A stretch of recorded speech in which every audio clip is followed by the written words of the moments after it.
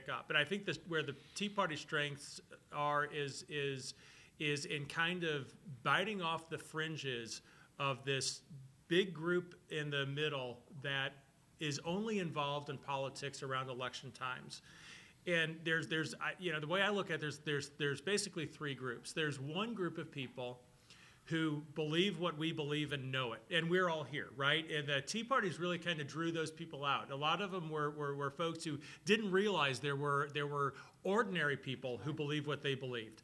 And that first wave and other events back in the, you know, I'm old enough to remember the excitement around Ronald Reagan in the late 70s. Same sort of thing. People who had been away from politics started paying attention because there are other people like me who are saying things that I believe. Over on the other side, there's a group of people who don't believe what we believe and never will. And sometimes we spend a little bit of too much energy trying to talk to them and convince them. And that's good if you need to look tough in front of your constituents to pick a fight with them, but it doesn't really do it. You're not going to get any votes that way from them. But in the middle, there's this big group, and they're people who believe what we believe and don't know it yet. As Stacy talked about, this is a majority conservative country, but I think that you shock people who are the conservatives by telling them that, because they don't realize that their beliefs align with ours. And there's a writer named Simon Sinek who wrote a fantastic book called Start With Why. And if you begin with why we believe what we believe, and you push on that of why, this is my belief, this is the core of who I am and what we stand for, and stick with that before you move on to how and what, you're going to start turning on the light bulbs of those people who do believe what we believe and don't know it yet. Then the how and the what becomes very simple. So let's find the areas where we do best. And I like good restaurants. I like good happy hours, and one thing that we're trying to do to meet those people who share our why is we, in the summers, we have Thursday night throwdowns at different fun night spots around St. Louis, and just get together where people can bring a friend of theirs who isn't sure that they want to be involved with the Tea Party, and see us in our natural environment, which sometimes is a good thing. And that's how I met Bill. That's how we met. And so that's one thing that we can do. It doesn't sound political, but it is. It's meeting people who believe what you believe, getting to know them as human beings, seeing faces and eyes and shaking hands. Then it becomes much easier to move to the how we're going to get the world back in the correct order, and specifically what we're going to do in the coming months. So let's start with why. Thank you.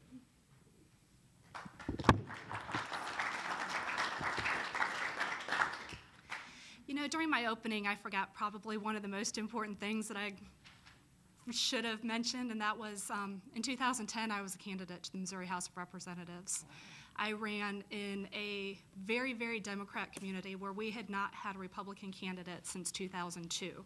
And I ended up with 38% of the vote, which doesn't sound like a lot, but where I live, that was pretty huge. And part of the reason why I did as well as I did was because I had a lot of encouragement and a lot of support from a lot of Pachyderm members. One of my first speeches that I gave as a candidate was, I think I spoke to 2 or 3 different Pachyderm groups in the metro St. Louis area. So I'm grateful that the Pachyderms gave me that opportunity. So that's an experience that I will never forget. As far as engaging younger people, I already mentioned that in St. Charles, there seems to be a good relationship, I think, between the Pachyderms and the Young Republicans. We have a lot of cross-membership. In St. Louis, one thing that they do that I think is a fabulous idea, like a lot of other organizations, the St. Louis Pachyderms meet every Friday for lunch. Well, I'm an accountant. It's very difficult for me to be able to get away from work every Friday to go to lunch. I go as often as I can. It's very difficult, though. Any month that there's a 5th Friday, they do an evening event, and oftentimes they try and do their evening event with the Young Republicans. And I think it's a great way to try and bring the two organizations together, because while some people say that Young Republicans are the future of this country, Young Republicans are not the future of the country, because we're out voting, we're out running for office, we're doing these things now, but the Young Republicans are the future of the Pachyderms. So we really want to keep that relationship close and, you know, keep it developing so that the Pachyderms don't miss out on some great opportunities, just like Young Republicans don't miss out on great opportunities. We have a lot to learn from this organization. So.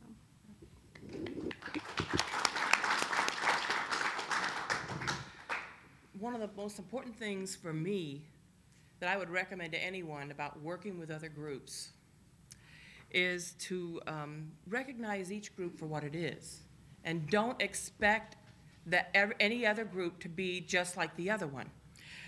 You described the rally approach, you described the social networking. That is what the Tea Party is. It's a fellowship, it's a getting to know people, it's connecting with the normal guy in the middle. It has worked, and it's wonderful. And it's part of that great awakening that hit. It's like a big wake-up call that hit all the way across the country, and it's affected every group. Other groups are absolutely value-driven. We have a 912 group over in Illinois. These are some wonderful people to work with, and we've learned a lot from them. They are absolutely strategic in targeting which candidate they're going to support, because they're value-based. If they pick a candidate that absolutely adheres to their value system. If they're not pro-life, they're not going to go work for them. But if they like them, they swarm the neighborhoods, and they've developed a system. So you got to canvass neighborhoods. It's better than us using our system with the Republican Party. And so we've had them come as a speaker, and they're going to help train our precinct committeemen and our Pachyderms how to use their system. By the way, I pulled out this chart. This is their organizational chart for a 912 group. Amazing. And these were people committed to a cause to take back the country. They are our friends, and I like them. And so you got to learn who they are. The patriot groups, there's so many that have popped up. There are some that are just internet groups, people who can vent, people who can express themselves. Take Back America is strictly over Madison County is rally-based, but they've begun to focus on local issues. You may have seen on Channel 2 about the AstroTurf over at Collinsville High School. Those are all those local groups stepping up and participating. So for me personally, to get involved and begin to see the value of working with them, they are our friends, they have the same mission, and they have workers, they have zeal, and we all need that right now. Because we're a newer club, we had some of the same zealous people join and bless our membership. So we were very blessed to be formed in this time frame. But the party, I was so glad to hear you say that it's now grassroots focused, because quite frankly, I believe the Illinois party was ravaged by the big guy in control mentality that ran our party for a very long time. As a matter of fact, our own platform could not even be spoken out freely because the guy that was in charge didn't like it. He didn't quite agree with it, but he was using our party for whatever purposes he had in mind for his future. And I'm sure other states have had the same thing happen inside the party.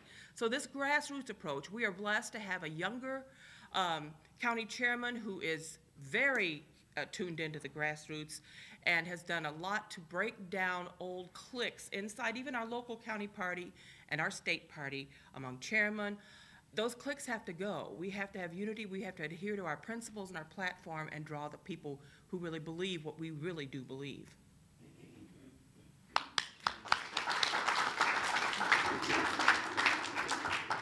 All right, now we're going to open it up to the audience, and I see a hand in the back, so I'll let that person go first. Hello, I have a follow-up question for Bill.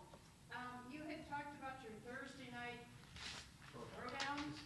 Right. Is that simply a social event, or do you allow Q&A or any kind of policy discussion within the whole group? Talk about, with the, generally it's difficult to get a whole group because we go to bars that aren't necessarily, Friendly?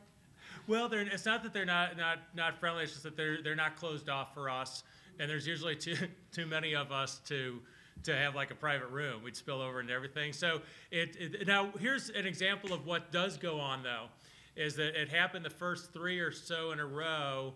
Either Dana or I was on national TV show, so they became kind of watch parties there for those things. And the one of Dana's was really cool because it was when we were in kind of a battle with the NAACP over who the biggest racist in the room was, and Dana was on Larry King's show that night to talk about that very subject. And we were at the Wood in Maplewood, and the place was packed. There were probably, I don't know, 350, 400 people in there with a capacity of 280. And it was wall-to-wall people, and it was like a Super Bowl party. It was the coolest thing.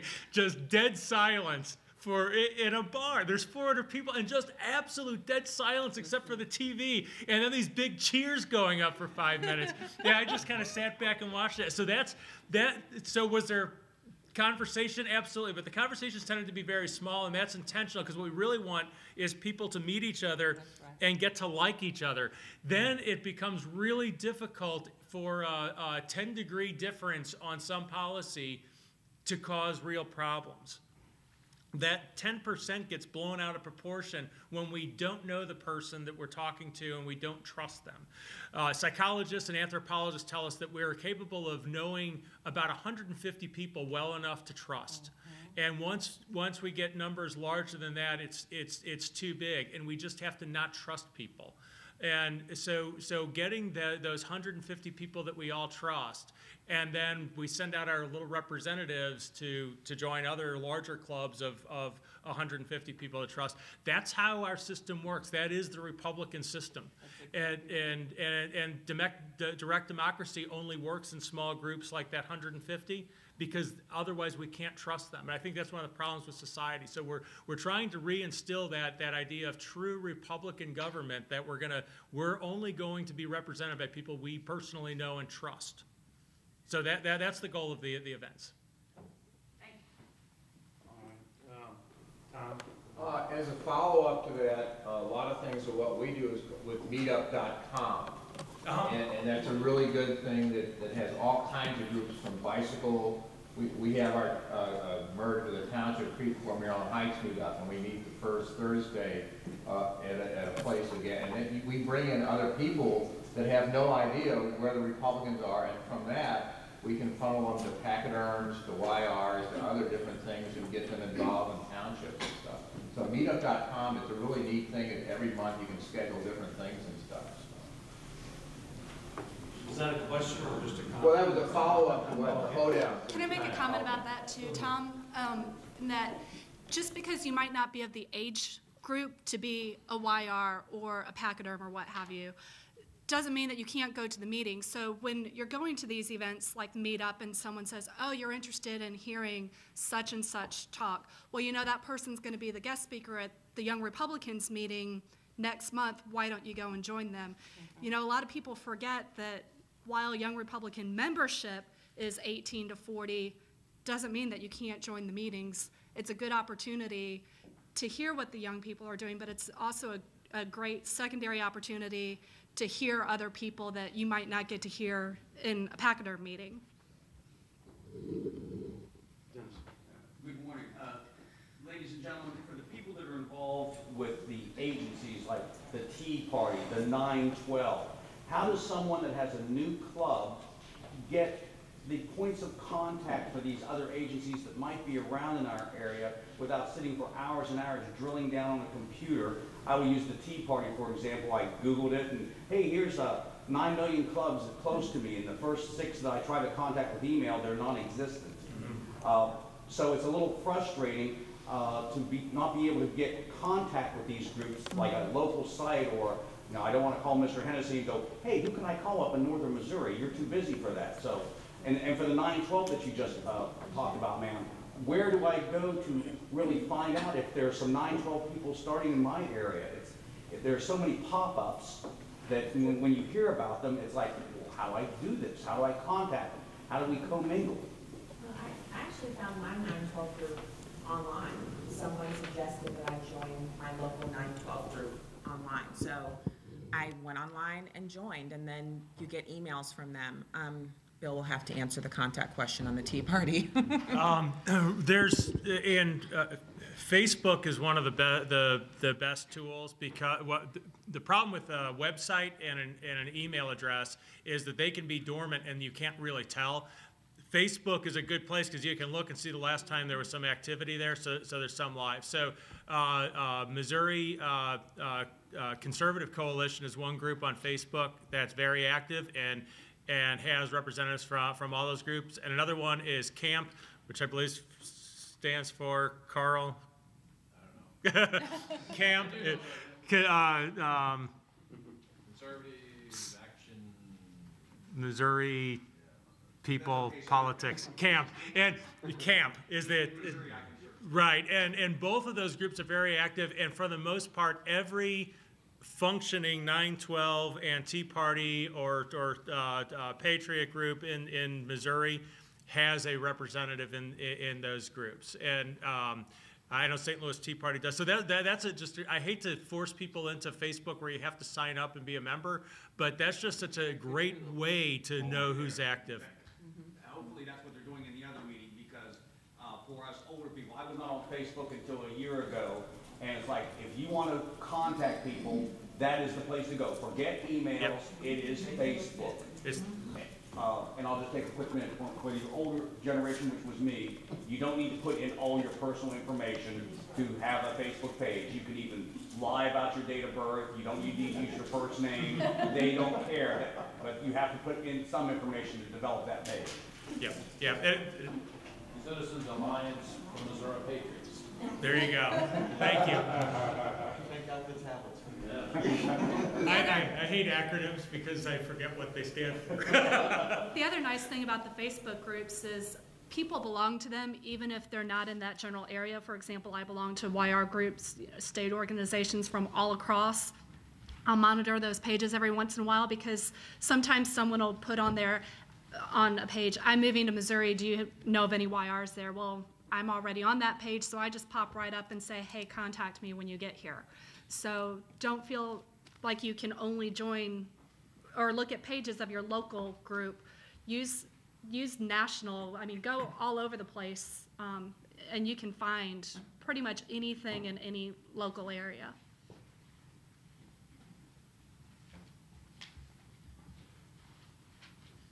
Questions in the back here, Matt?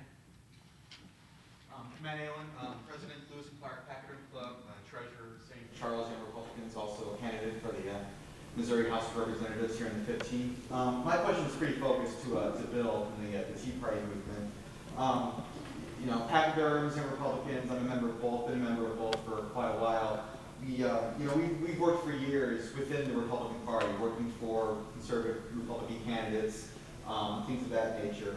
And the Tea Party movement, there's a segment of that the Tea Party movement that seems to be kind of anti-establishment. Maybe not a majority, maybe not even a significant minority, but they tend to be very vocal. I'm on Facebook a lot. I see a lot of the whole throw them all out mentality. And when you start talking about throw them all out, I mean, we elected, in the past couple of years, we've all elected a good number of conservative candidates in the Republican side that the throw them all out mentality throw them out too. And it just tends to be totally anti-incumbent, anti-establishment. So the real question to you is, how do we as Pachyderms and Young Republicans that may be kind of seen as establishment since we've been working with the Republican Party for so many years, how do we fold the Tea Party into Pachyderm clubs and Young Republican clubs where we all can work together to improve the Republican Party from, as Rob said, from the bottom up? That's a problem. He's getting a little fidgety in his chair over here. I struggle with all the time. Yeah, there are folks in the Tea Party movement who are, for the most part, they're very strong libertarian And I think there's two tracks of libertarianism. One is libertarianism that's embodied in the Constitution. The idea of federalism, the idea that only a very powerful central government can commit horrible atrocities against its own citizens, and that's the kind of libertarianism that William F. Buckley called himself a libertarian. That I think that for the most part that's the philosophy that should embody the Republican Party. Then there's another more philosophical libertarianism that any coercion by any organization is morally reprehensible. So any form of taxation is wrong. Any form of regulation is wrong.